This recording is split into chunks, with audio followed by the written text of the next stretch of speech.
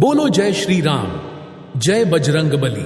11 जुलाई 2025 से 9 अगस्त 2025 तक सावन का पावन महीना आ रहा है।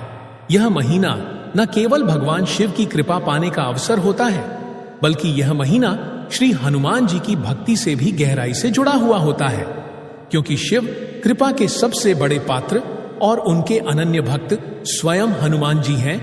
इसलिए सावन में हनुमान जी की आराधना करना सीधा भगवान शिव से जुड़ने का ही मार्ग है। जब समुद्र मंथन हुआ था और उससे पहले विष निकला था, तब देवता दानवों के साथ साथ पूरा ब्रह्मांड अचंभे में पड़ गया था कि इस कालकूट विष को कौन ग्रहण करेगा। तब भगवान शिव ने करुणा दिखाते हुए उसे अपने कंठ में समाहित कर लिया और नीलकंठ कहलाए। लेकिन क्या आप जानते हैं, जब भगवान शिव विष पी रहे थे तो सबसे पहले जिनकी नजर उन पर पड़ी वो श्री हनुमान थे। उन्होंने उस क्षण को साक्षात देखा और अपने आराध्य के ताप को शांत करने के लिए स्वयं भी शीतल वायुओं के माध्यम से उनका ताप हरने में लग गए। यही कारण है कि सावन के महीने में भगवान शिव के साथ साथ हनुमान जी की उपासना करने से दोगुना फल प्राप्त होता है। श्रावण मास का अर्थ होता है श्रवण करना, यानी सुनना। और हमारे सबसे प्रिय हनुमान जी को कौन सा पाठ सबसे प्रिय है? हनुमान चालीसा। इसलिए सावन के महीने में रोजाना हनुमान चालीसा का पाठ करना श्रवण मास के मूल उद्देश्य से भी जुड़ता है। कहा गया है कि इस महीने में जो जितना श्रेष्ठ सुनेगा और बोलेगा, वह अपने मन, वचन और कर्म से उतना ही शुद्ध होगा। चलिए अब बात करते हैं उन उपायों की जिन्हें सावन के महीने में हनुमान जी से जोड़कर किया जाए तो उनके आश्चर्यजनक फल मिलते हैं। अगर आप अपने जीवन में भारी नेगेटिविटी महसूस कर रहे हैं, ऑफिस में पॉलिटिक्स से घिरे हुए हैं, घर का वातावरण विषैला हो चुका है और मानसिक रूप से बेचैनी बनी रहती है, तो आपको सावन के हर मंगलवार या शनिवार को एक उपाय करना चाहिए।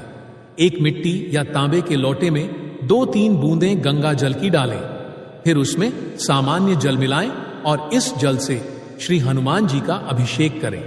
यदि किसी मंदिर में जा सकें तो वहां बजरंगबली के चरणों में यह जल चढ़ाएं, नहीं तो घर में हनुमान जी की मूर्ति या चित्र पर श्रद्धा पूर्वक अर्पित करें।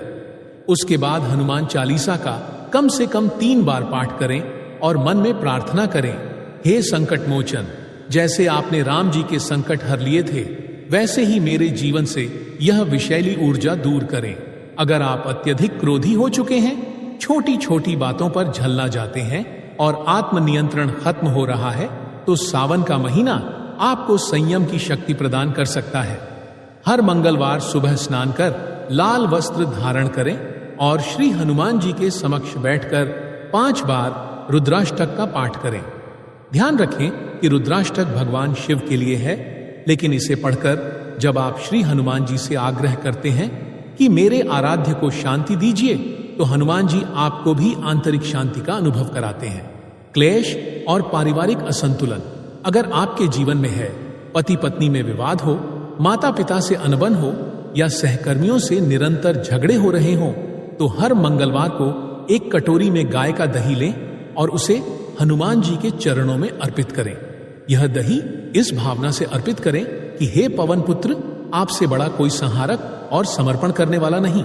जैसे आपने लंका जलाई और राम काज किया, वैसे ही मेरे जीवन से भी क्लेश और दुर्भावनाएं जला दीजिए।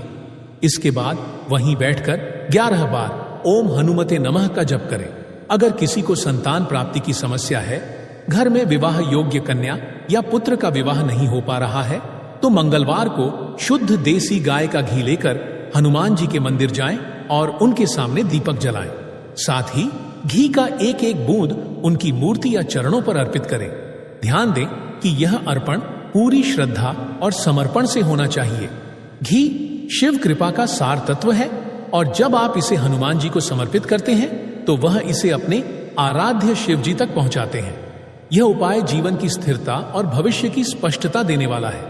यदि आप जीवन में बार बार फेल हो रहे हैं, डर सताता है कि कोई निर्णय उल्टा न पड़ जाए, नया काम सफल न हो पाए, तो सावन के महीने में हनुमान जी को शुद्ध शहद अर्पित करें।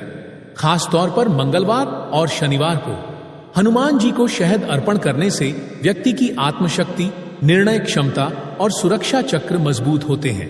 शहद जीवन की मिठास और ऊर्जा दोनों का प्रतीक है, और जब आप हनुमान जी से इसे जोड़ते हैं तो आप यह प्रार्थना कर रहे होते हैं कि हे बालाजी, जैसे आपने संजीवनी लाकर लक्ष्मण जी को जीवन दान दिया, वैसे ही मेरी रुकी हुई ऊर्जा को पुनर्जीवित कर दीजिए। जिनके जीवन में बहुत अधिक मानसिक तनाव है, डिप्रेशन, ओवर थिंकिंग या जीवन में कोई स्पष्ट दिशा नहीं दिख रही है, उन्हें सावन के हर मंगलवार चंदन का तेल हनुमान जी के चरणों में अर्पित करना चाहिए।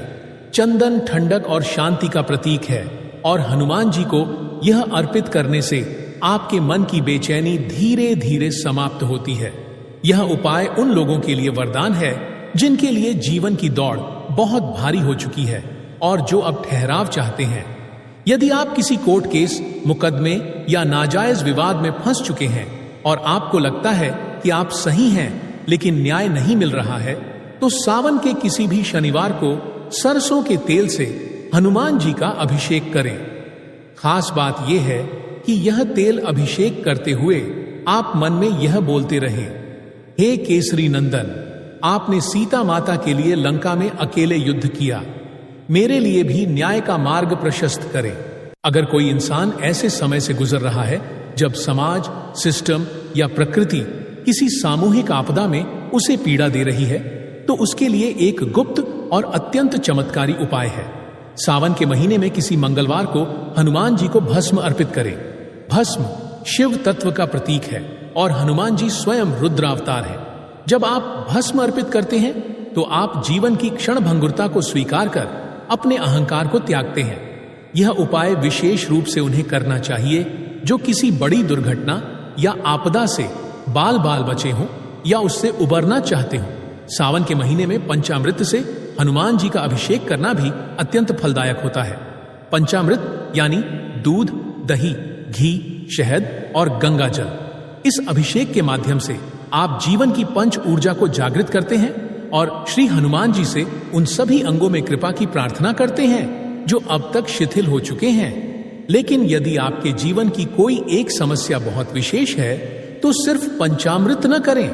उस विशेष समस्या के अनुसार ऊपर बताए गए एक उपाय को पकड़िए और पूरी श्रद्धा से सावन भर कीजिए। और अंत में सबसे महत्वपूर्ण बात, हनुमान जी कृपा उसी पर करते हैं जो कर्म करता है। सिर्फ उपाय करने से चमत्कार नहीं होते, आपको अपने जीवन में प्रयास भी करने होंगे। प्रयास से पहले संकल्प भी लेने होंगे और हर दिन उस संकल्प को निभाने के लिए खुद को प्रेरित करना होगा।